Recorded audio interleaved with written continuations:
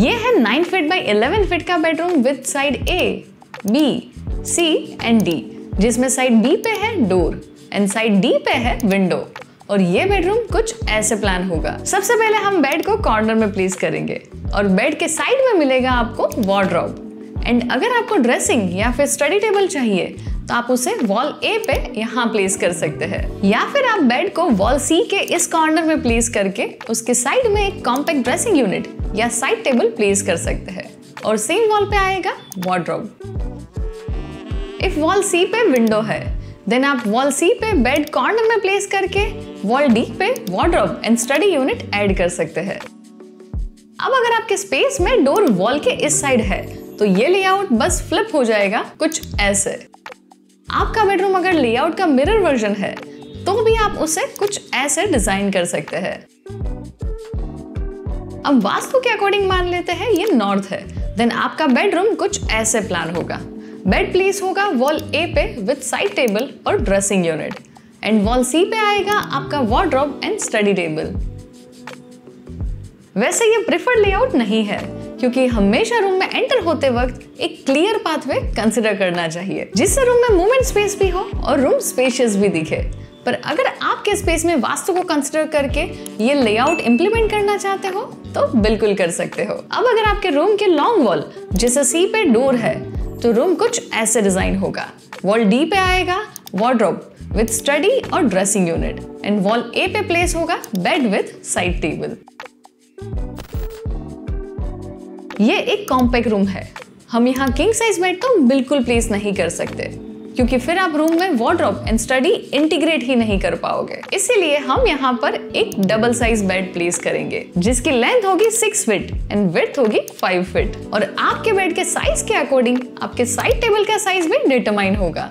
जैसे बेड की विड्थ है 5 फीट तो आपका side table 1 to 1.25 feet width का आएगा। बेडरूम में वार्डरोब की डेप्थ आपको रखनी है 1 feet 10 inches and study table की डेप्थ आएगी 1 फीट 6 इंचेस। अब कई सारे स्पेसेस में कॉलम का इशू होता है जिसे कंसिडर करके बेडरूम डिजाइन करना पड़ता है। ऐसे केसेस में मैं खुद आपकी हेल्प कर सकती हूँ एक 1-to-1 वीडियो कॉल पे, जहाँ आप layout, colour combination and material से रिलेटेड कोई भी क्वेरी पूछ सकते हो। मैं खुद आपकी सारी क्वेरीज क्लियर करूंगी।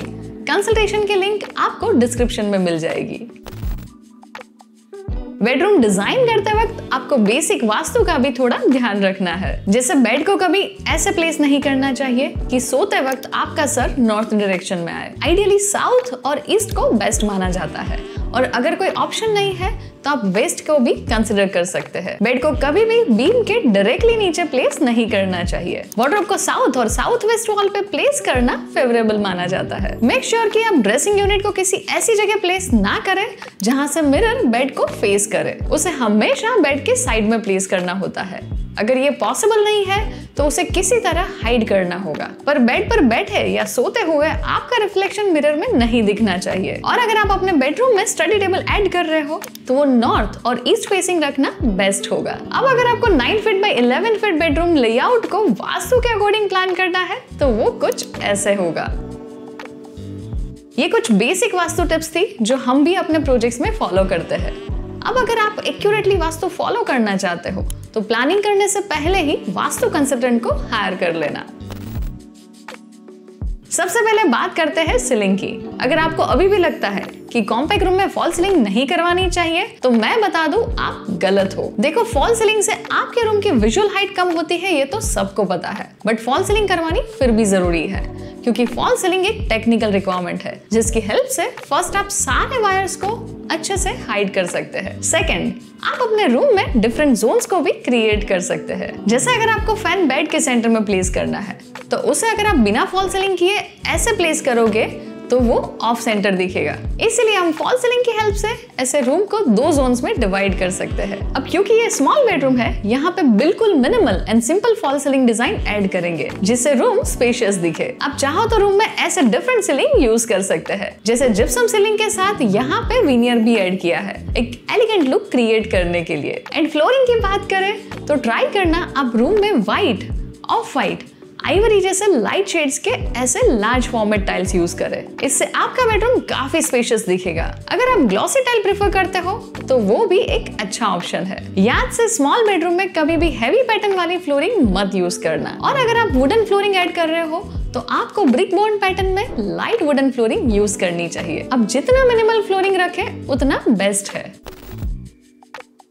अगर हम बात करें कलर्स की, तो जैसे मैं हमेशा कहती हूँ, रूम स्मॉल हो या लार्ज, अपना प्राइमरी कलर हमेशा न्यूट्रल शेड में ले, जिससे आपका रूम स्पेशियस दिखेगा। और इसीलिए कॉम्पैक्ट बेडरूम में आपको डार्क कलर्स यूज नहीं करने चाहिए, क्योंकि उसकी वजह से आपका रूम और डार्क दिख सकता है। डार्क कलर्स को आप एक्सेंट कलर्स में कंसिडर कर सकते हैं, जो आपके रूम के मैक्सिमम 10% एरिया में होगा, जैसे डेकोर और एक्सेंट वॉल। तो ये है कुछ best neutral colours from Asian paints. ये वीडियो स्पॉन्सर्ड नहीं है, बस जेन्युइन सजेशन है, जिससे आप किसी भी ब्रांड के सिमिलर कलर्स को सिलेक्ट कर सकते हैं। Morning glory, sonnet, love song, confetti और ऑलमोस्ट आइवरी। अब ये थे प्राइमरी कलर्स जो आपके वॉल एंड सीलिंग में यूज होंगे। अब सेकेंडरी कलर जो फर्नीचर, जिसे वार्डरोब एंड साइड टेबल में यूज होगा, उसके लिए आपको सिलेक्ट करना है लाइट कलर। आप वुड को as a secondary colour use कर सकते हो। और अगर आप नॉर्मल कलर्स यूज करना चाहते हो तो आप बेज, लाइट ब्लू,